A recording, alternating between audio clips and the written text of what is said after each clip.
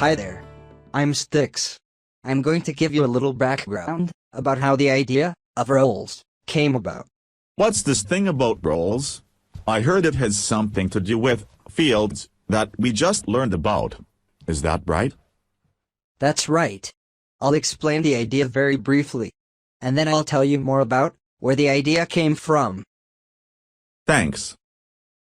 Okay, we just learned from Harriet that groups can be understood as fields with particular atmospheres. And when we are in a field, as we learn, we tend to get pulled into various positions. Like this. From the viewpoint of consensus reality, especially when there's conflict, those different positions are usually pretty fixed and static. Something like this.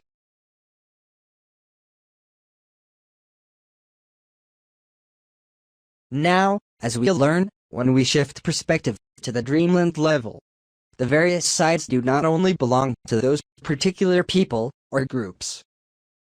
Rather, all of the different sides are more like roles in a field that everyone shares to some greater or lesser degree.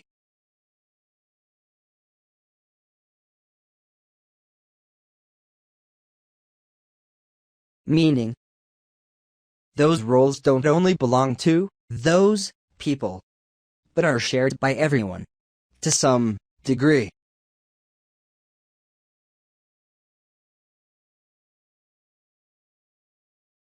Would you say that again? Of course.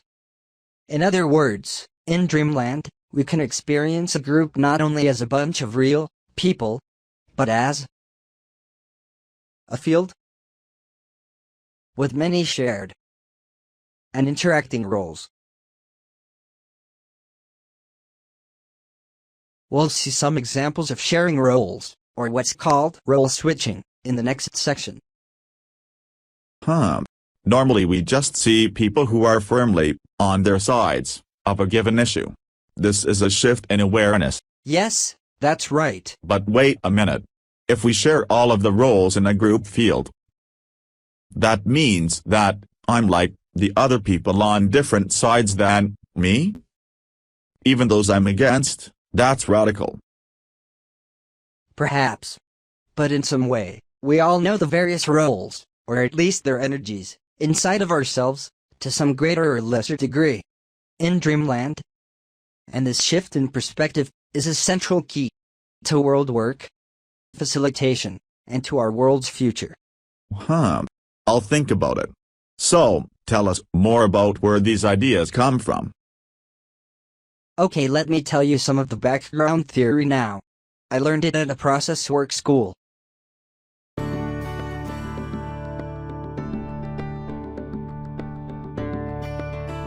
To start, we need to go back to the earlier discussion about group fields and atmospheres. You might remember that atmospheres in groups might feel heavy, light, intense, or they could be exciting. Everyone feels the atmosphere, but it's rarely noticed or discussed consciously. But we do tend to feel the field's effects in our bodies. I know, my body is a little unusual. Anyway, this is where things start to get really interesting. Alright. Do you remember that circle we talked about earlier in the film that showed people in fields? You might remember that Arnie described a group as having a field-like background. And when we are close to a field, he noticed that we tend to feel pulled into various sides or positions. Something like this.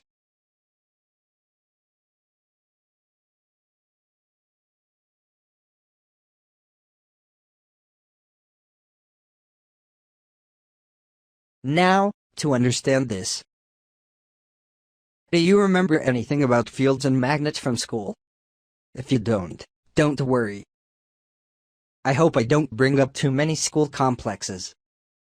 It's actually pretty cool. So, if you hold a magnet underneath a piece of paper that has a bunch of metal filings on it, they will tend to polarize into various positions. Something like this. The iron filings show how they tend to line up in the magnetic field. In other words, we can't see magnetic fields, but can detect them using a magnet and iron filings. You're saying all of this has to do with people? That's right. As we learned in an earlier section, fields are powerful and invisible, and can also pull us about. To understand this, just remember a time when you entered into a particular field. Like, for example, a family meeting that was kind of tense or conflictual. You may have felt pulled into one role or another, even if you weren't feeling that way before. And you suddenly began to take sides with one person or point of view. Or, imagine that you get near someone who's in a really bad mood. I remember that once, I was suddenly really irritated with that person, even though I wasn't feeling that way before. Exactly. And Rebecca, you wanted to come back and give another example. That's right. There are other types of fields. For example, in a field where someone is feeling very hurt or depressed, you might suddenly feel very loving or parental.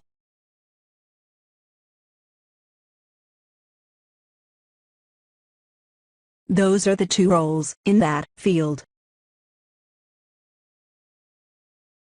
So, Sticks, maybe you can explain to those who are watching why fields tend to pull us into different roles.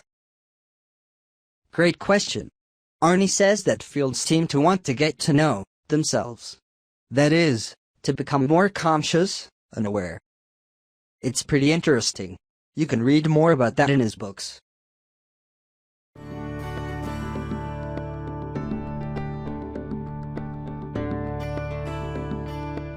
Okay, now let's take a closer look at the concept of roles and typical polarities in groups.